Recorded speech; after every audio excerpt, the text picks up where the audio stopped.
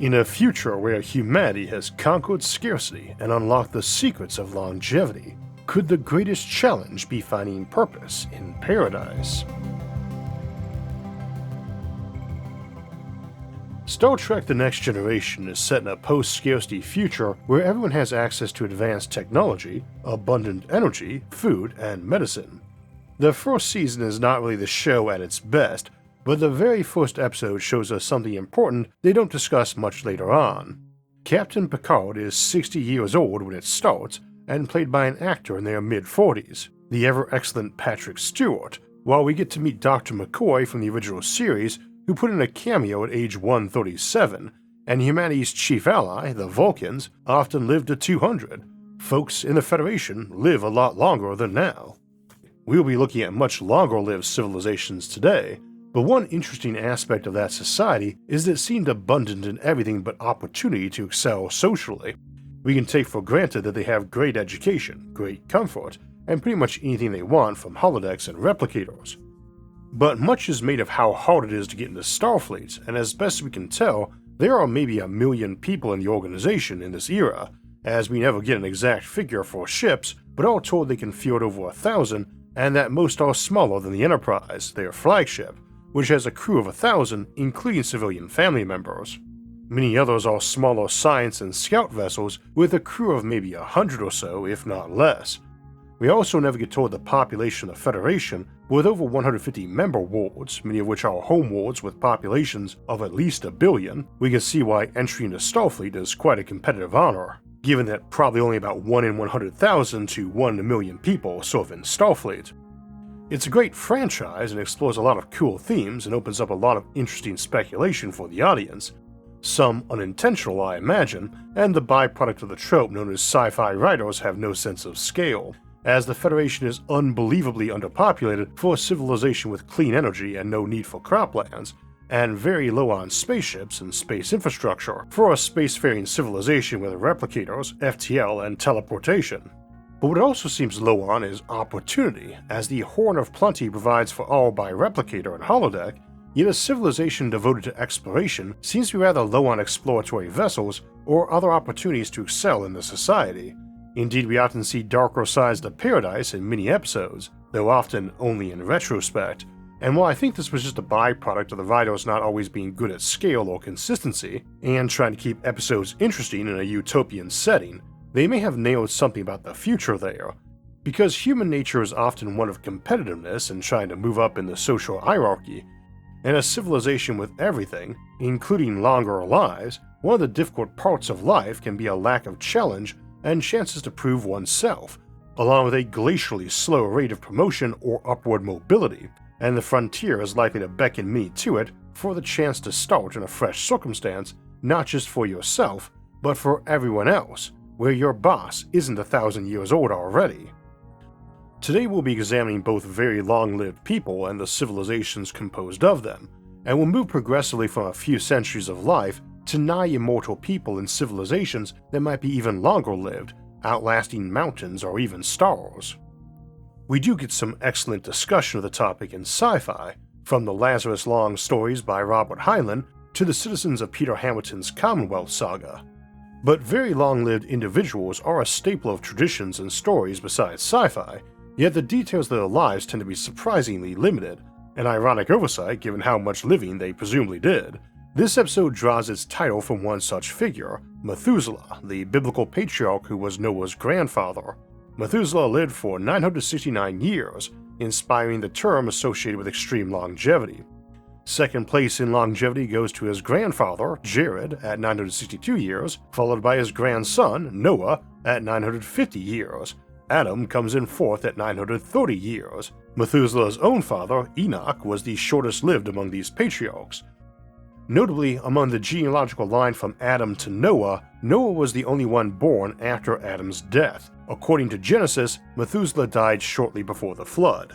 Additional details about Methuselah can be found in works like the apocryphal Book of Enoch, as well as rabbinic and Islamic traditions. However, the key takeaway is that we know remarkably little about the most ultra-long-lived individuals. Given their extraordinary lifespans and presumed vigor, one would expect accounts of substantial achievements and significant legacies, including many descendants. For our purposes, we are not concerned with the veracity of these stories or the historical existence of such long-lived figures. Methuselah is noteworthy primarily as a symbol of longevity and a touchstone for discussion about radical life extension, while some historical, mythological, or even well-known fantasy examples, such as Tolkien's Númenóreans and Elves, might offer inspiration. This episode will focus on how such societies could operate in the future. With advanced technology shaping every aspect of life, we'll explore the assumptions and challenges of ultra-long-lived civilizations through the lens of science fiction, but challenge it with science fact. Science fiction often draws inspiration from ancient stories, and fantasy certainly does as well. However, both genres frequently fall into the same flaw.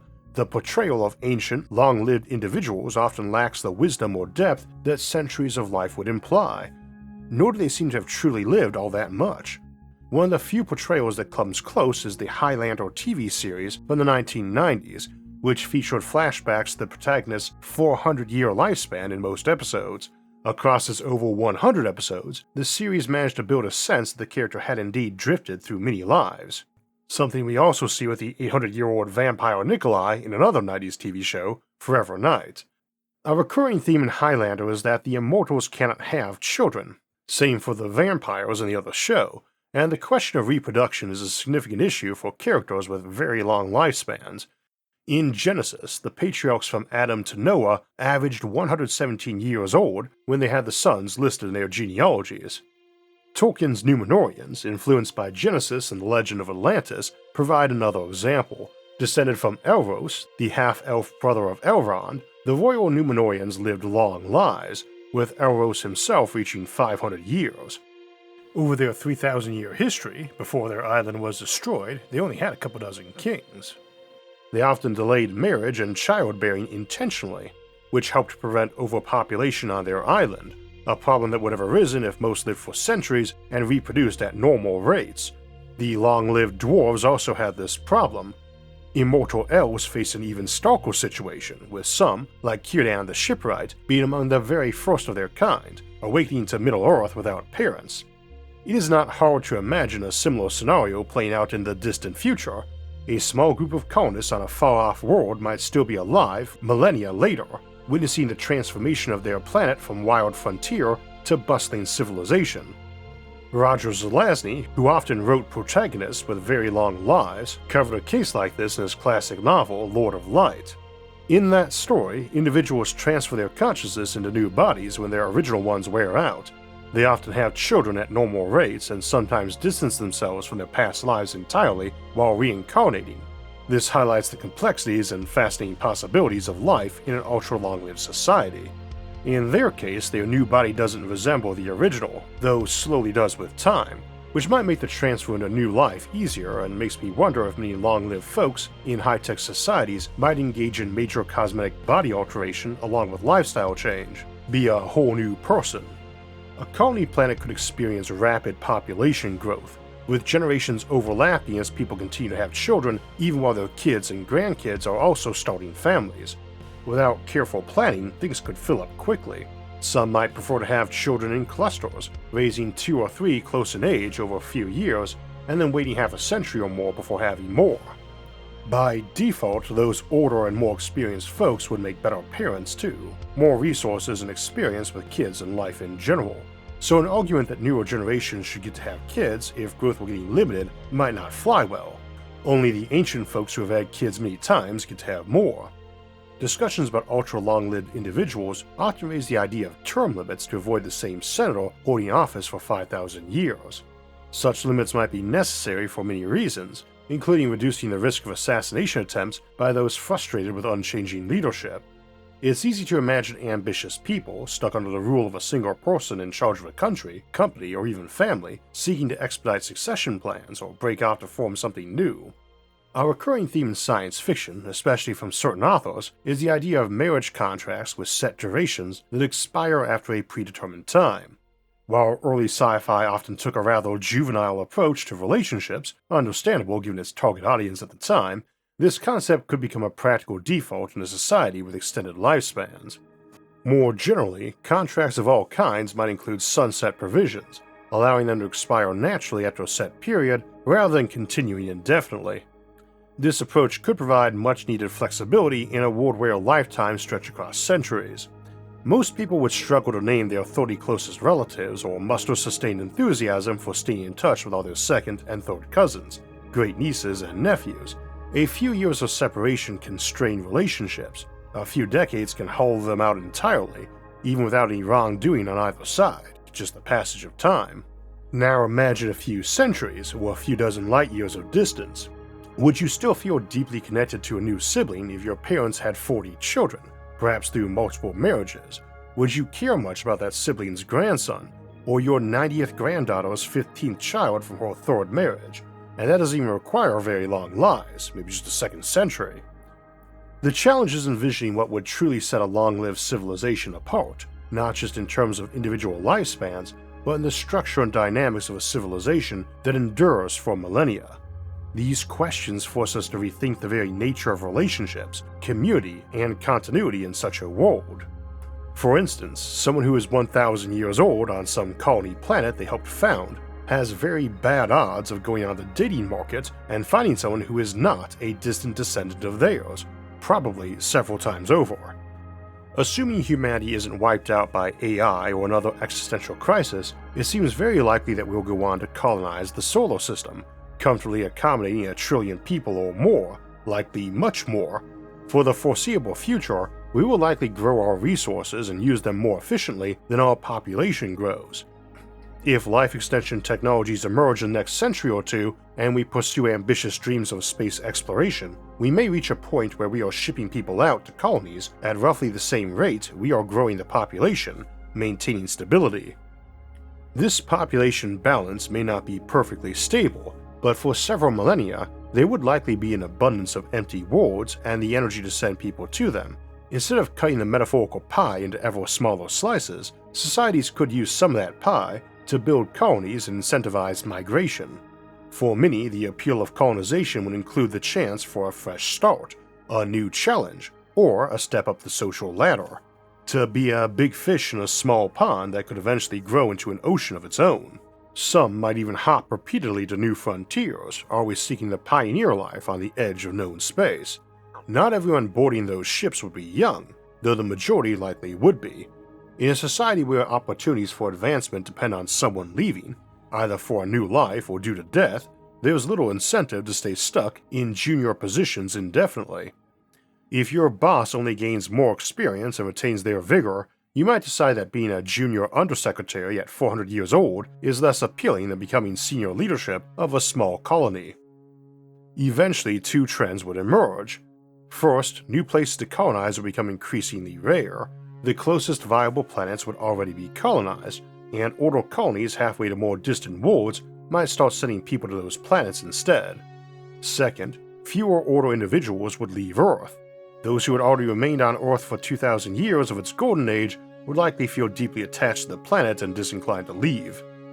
At that point, societies would face a stark choice: either stop adding new people or find other ways to manage the population.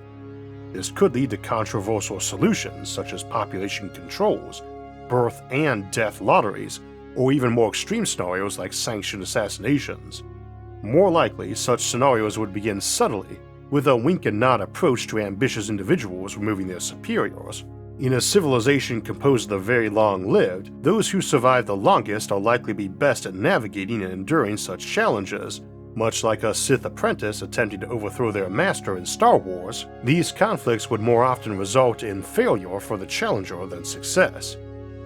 I don't want to imply that long-lived and initially utopian civilizations automatically or inevitably devolve into Darwinian murder pits filled with ancient schemers playing Byzantine games.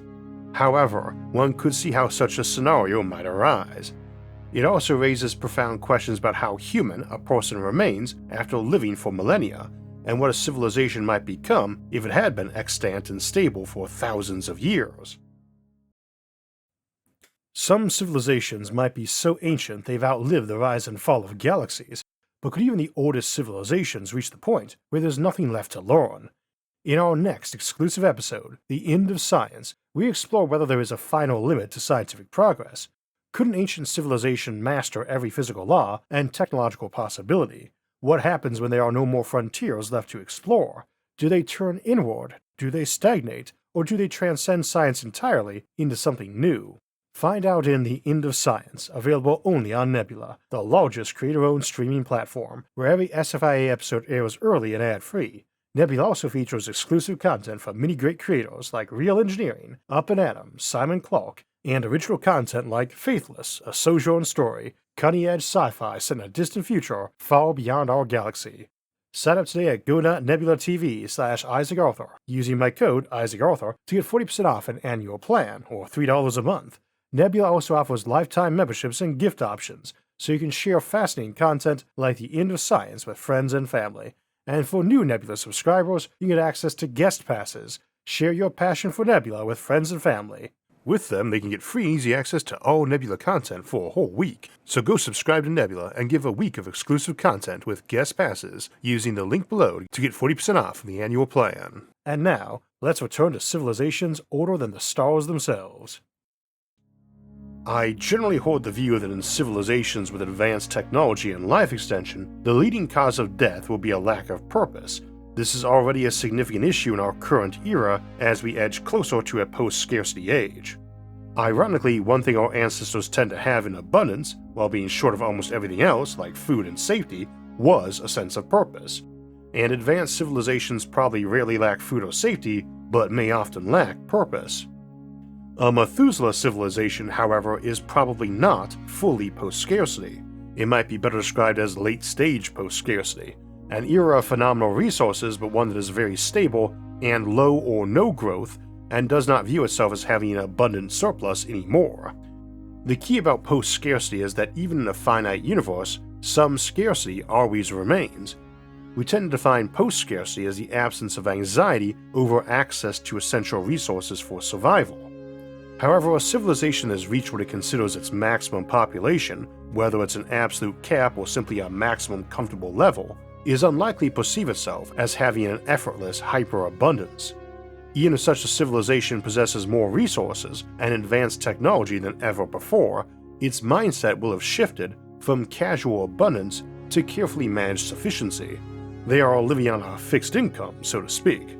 They may all live in mansions or virtual utopias, depending on where they set their comfortable maximum, but as individuals, they are not well positioned to expand beyond that. Ironically, such conditions might make it easier for people to find a sense of purpose than in more abundant eras. However, the concern is that these purposes may often fall into just a few categories. A desire to become the best at something, potentially leading to self-engineering or augmentation driven by tireless monomania, a drive to climb the social ladder or hierarchy, a pursuit of stockpiling resources, even through theft or raids, or a determination to endure and witness the distant future, perhaps by entering long hibernation cycles. Ambition and resource accumulation are hardly rare purposes even today. While we often view them as a means to an end, they can become ends in themselves, sometimes with unhealthy consequences. Civilizations inevitably reflect the cultures they are built upon. When individuals within a society deviate from what we might consider baseline human behavior, whatever that may be, that culture either develops ways to manage and mitigate those excesses, or rationalizes them while attempting to control their worst effects. This is why it's not hard to imagine a society with rules or customs that govern actions as extreme as assassinating superiors or competitors. Throughout history, while most of humanity struggled with a lack of basic necessities, there were always those who had an abundance of food, clothing, and shelter. We know more about these individuals because history tends to record their lives more frequently. However, even those at the top of civilization rarely lived stress-free. Indeed, I think many often had higher stress levels. While examples of decadence among the aristocracy are often pointed out, and sometimes exaggerated by critics, they frequently reflect deeper issues in the lives of the privileged. I'll also note that most of us enjoy much better standards of living nowadays than those aristocrats did, and apparently higher stress lives than any other era. Access to indulgences undoubtedly makes it easier to indulge, but for many, such behavior may serve as an escape, either from the constant struggle to improve one's position and maintain appearances, or from a life that feels pointless or beyond their control. Think of all the stories of young nobles or princesses having a marriage made for them, And usually it's not a fear of personal sacrifice that upsets most people, but someone else making decisions for them. You feel a privileged puppet. Having the time and education to deeply ruminate on purpose or the futility of existence can also lead down darker paths. Similarly, while we may enjoy many advantages over our ancestors, we still face unique challenges. Modern life, despite its comforts, appears to bring higher levels of stress and depression, reminding us that no era is entirely free from hardship. An incredibly long-lived population with an ancient civilization is likely to face these challenges on an even greater scale, with ample time to ponder weighty concepts like the meaning or futility of existence. There's a lot to be said for the value of staying busy, which is why it's easy to imagine people cultivating or even engineering traits like monomania or resistance to boredom in long-lived societies. Long-lived elves are a staple of fantasy novels, but similar beings frequently appear in science fiction as well. Sometimes they are portrayed explicitly, like the Eldar from Warhammer 40,000, while other times their characteristics and behaviors mirror those of ancient long-lived races. Examples abound in science fiction, including the Vulcans from Star Trek, the Minbari from Babylon 5, the Asgard and others from Stargate, the Talons from Earth Final Conflict, and even Yoda's species from Star Wars. These examples reflect recurring themes of longevity and its effect on culture and behavior across a variety of narratives. A recurring theme in both fantasy and science fiction is that long-lived civilizations, aside from having few children, often find themselves with an abundance of free time and resources, which can tempt them into trouble. This makes sense. People enjoying centuries of life and vigor are likely to experience significant prosperity and talent, leaving ample time for pursuits beyond basic survival. The ancient Eldar in Warhammer 40,000 illustrates this concept well. They tend to fall into three factions: those who adopt a techno-primitivist lifestyle on planets they terraformed long ago, those who keep themselves almost perpetually busy learning new skills or perfecting a craft or hobby, and those who dedicate themselves to hedonistic pursuits, often leading to outright vile or destructive behavior. It's easy to see why these options might emerge, returning to simpler ways, striving for perfection, staying occupied, or indulging in pleasure. However, I'm not convinced that these are the only possibilities, nor do I think they are mutually exclusive. One need not choose only one path, and hedonism does not necessarily lead to extreme or depraved excess. There is room for nuance in how long-lived individuals or civilizations channel their time and resources. As with any contemplation of civilizations, we should remember they are composed of intelligent entities capable of self-awareness and foresight. The challenges they face are often recognized and anticipated. Concerns about automation making people lazy, for instance, have been around since the dawn of modern science fiction. However, early civilizations pondering the ease of life often focused on the morality of relying on slave populations rather than simply grappling with hedonism. This theme also appears in discussion of androids in science fiction. In modern times, while we worry about the dangers and ethics of sophisticated AI, it is clear that you don't need human-level intelligent machines to make life significantly easier. ChatGPT is a prime example in current discussions.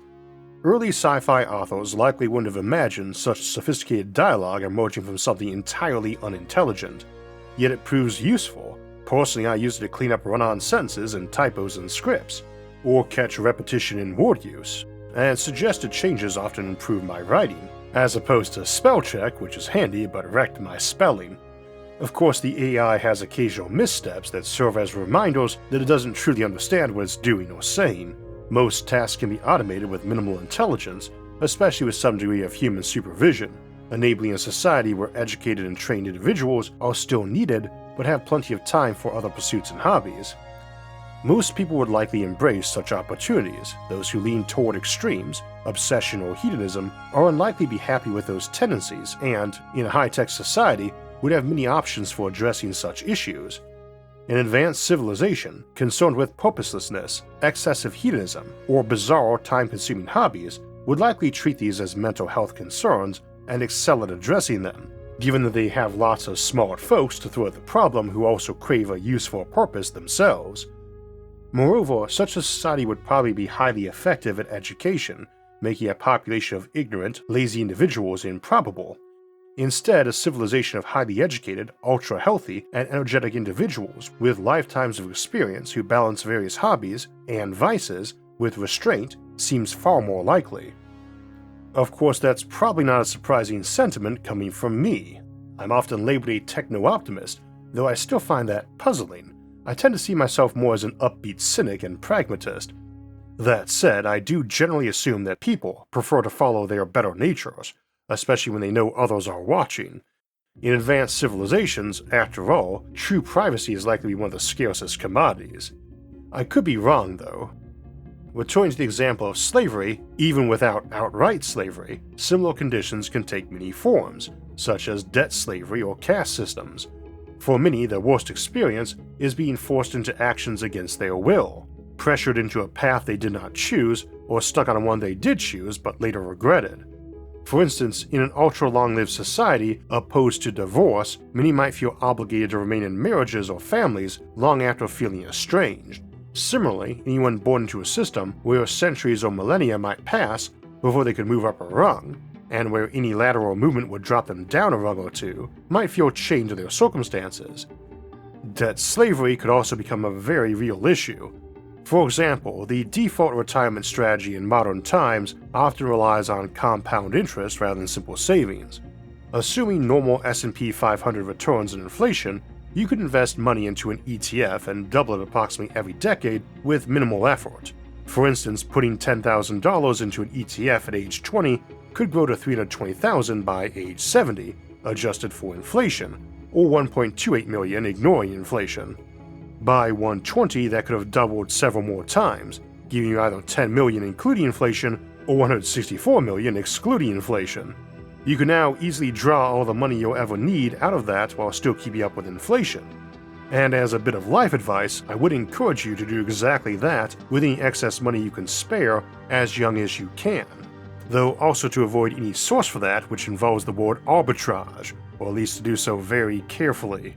This current system operates on a simple principle. If you have excess money you don't need right now, you can lend it to someone who needs it immediately and will give you more than you lent them.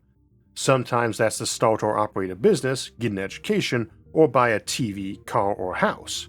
Delayed gratification is a valuable trait in life, often becoming easier to cultivate with age and experience, especially for those who have already accumulated resources, where desperate actions are often less needed or seem to be.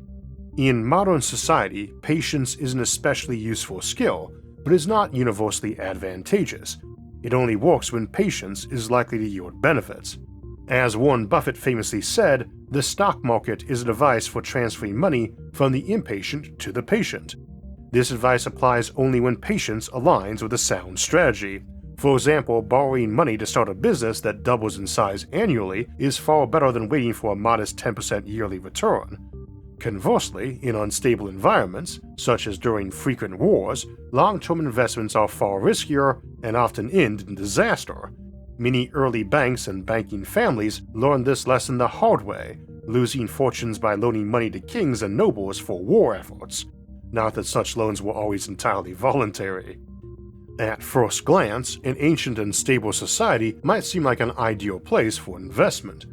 However, returns in such a society are likely to be low because everyone is healthy, long-lived, and highly productive, often exceeding basic survival needs.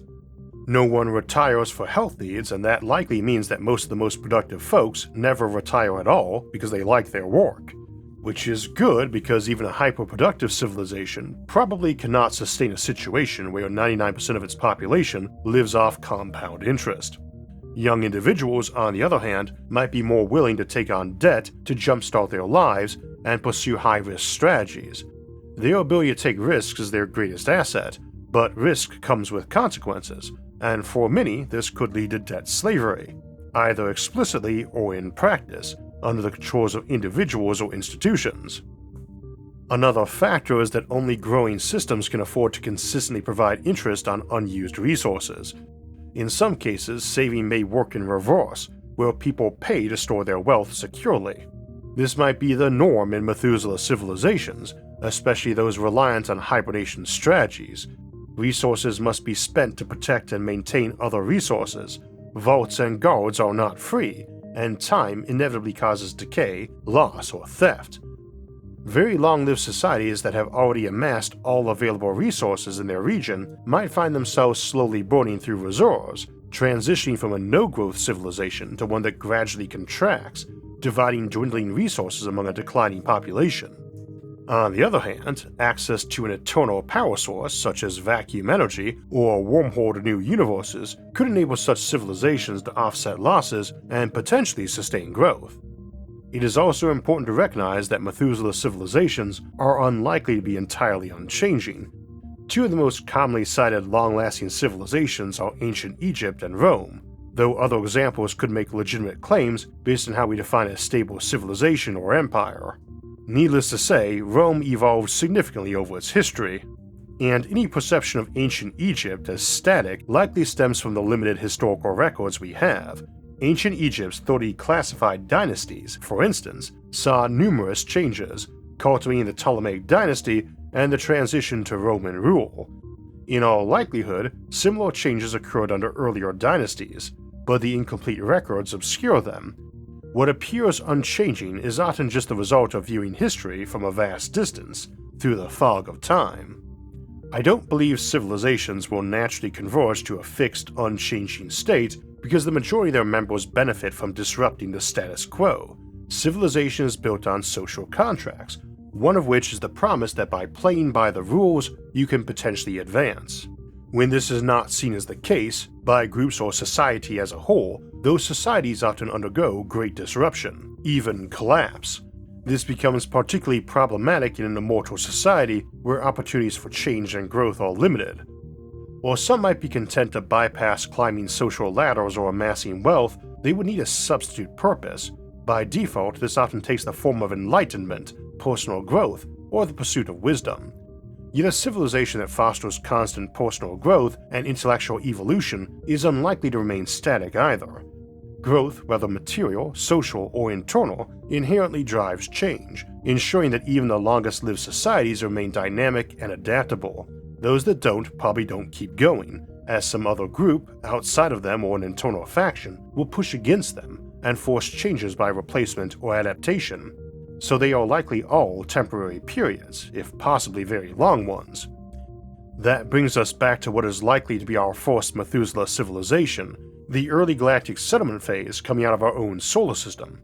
I believe Earth's population will continue to grow gradually, accompanied by significant development in space. This includes the creation of massive solar power collectors, space habitats, asteroid mines, and all the other exciting infrastructure we discuss in space colonization episodes.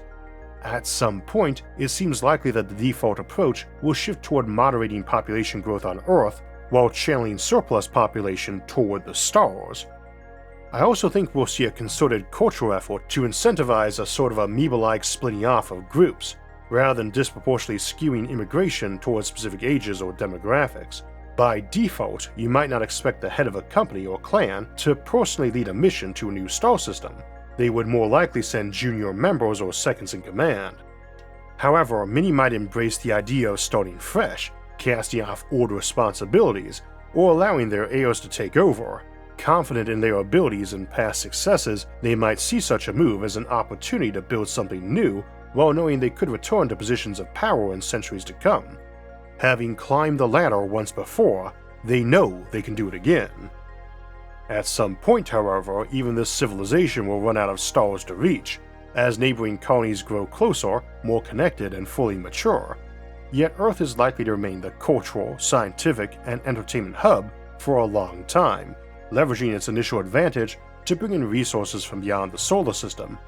Over time, this dominance will naturally wane as neighboring civilizations reach parity, exerting pressure on Earth to adapt its behavior and strategies. These civilizations will be self-aware and adaptive. History and human ingenuity suggest that advanced societies will not passively succumb to challenges. Cultures evolve, addressing difficulties through innovation and collective effort.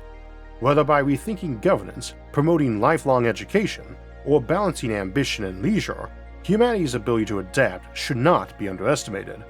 Under current scientific understanding, such evolution would take thousands of years, if not longer, and, like many empires, the boundaries of its beginning and end would likely remain unclear and arbitrary.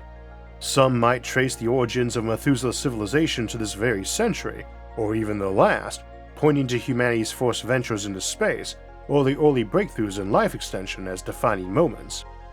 Perhaps you and I will get to be part of that, reaping the benefits of seniority in a Methuselah civilization, so long as it doesn't clear the field, Logan's Run style, with age limits. Ultimately, the hallmark of any successful civilization, regardless of its age or technological sophistication, is its ability to nurture purpose and meaning for its people. Whether it's a mansion on Earth, a hive arcology on Titan, or a colony light years away, the fundamental question is not merely how long we can live, but how well we can use the time we have. And that might be the greatest promise of a Methuselah civilization, not that it will solve every problem, but that it will give us the time to try.